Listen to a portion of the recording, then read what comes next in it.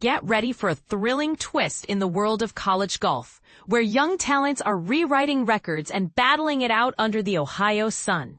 Imagine the adrenaline of watching skilled players chip away at par, one stroke at a time. But here's where it gets controversial. Is individual brilliance overshadowing the team effort in these high-stakes tournaments? Let's dive into the latest action from two standout events, where Mizzou and Columbia College are making waves and sparking debates about what really defines a championship-caliber performance. And this is the part most people miss.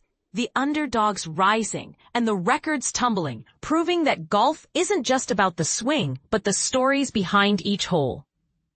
Kicking things off on Monday, the University of Missouri men's golf squad roared into a commanding position at the Moraine Intercollegiate in Dayton, Ohio, securing the top spot among 14 competing teams after wrapping up day one. These Tigers didn't just play, they dominated, completing 2 full rounds with a combined score of 21 under par.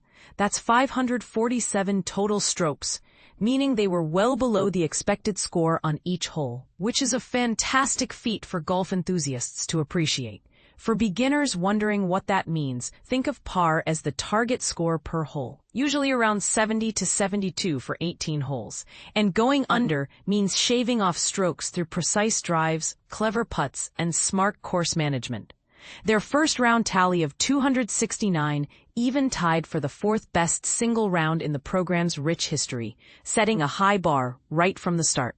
Heading the pack for the Tigers and actually leading the entire field in the individual standings was junior Veikka Viskari, who dazzled with an impressive 8 under par score of 134 across the 2 rounds. In that initial 18-hole outing alone, he delivered what he calls his career-best performance yet, sinking a remarkable 9 under 62, which tied for the 2nd-best round ever in Mizzou's storied annals. Just 1 stroke shy in 2nd place was junior Bradley Mulder, who fired off a solid 7 under effort, finding himself tied with Illinois' Dujuan Snyman for that spot. It's moments like these that fuel the debate. Are star players like Viskari carrying their teams to victory, or does it take a balanced squad to truly conquer the course? Food for thought as we see how individual flair intersects with group dynamics. The Tigers aren't resting on their laurels, though. They'll be back on the tee for the 3rd and decisive round bright and early at 7:45 a.m. on Tuesday, aiming to hold on to their lead in what promises to be an edge-of-the-seat finish. Will they maintain that momentum? Or could a late surge from rivals flip the script? It's these unpredictable turns that keep fans glued to the scoreboard. Shifting gears to another exciting scene, both the men's and women's teams from Columbia College made their mark in the opening round of the Statesmen Invitational in Silvis, Illinois on Monday. The men's Cougars fought valiantly, landing in 2nd place just behind Central Iowa with a team score of 14 over par, 298 strokes. For those new to golf scoring, going over par means a few extra strokes were needed, which can happen due to challenging greens or windy conditions. It's all part of the game's thrilling unpredictability. Leading the charge for the men's side and actually tied for the top individual spot were junior Landon Mabe and sophomore Teagen Hull, each carding a steady 72.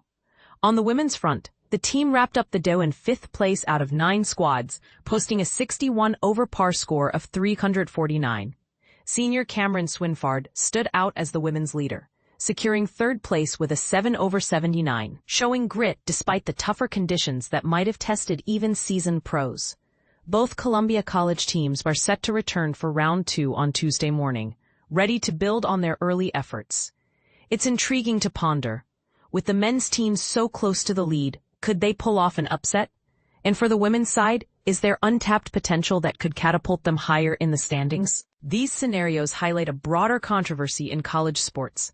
Should we celebrate the raw talent of rising players, or question if external factors like course difficulty play too big a role in outcomes? What do you think? Do these standout performances from Mizzou and Columbia College prove that individual stars drive team success? Or is there a counterpoint that emphasizes collective strategy? Share your take in the comments. Are you cheering for the Tigers to clinch it all, or rooting for an underdog comeback? Let's discuss and keep the conversation going.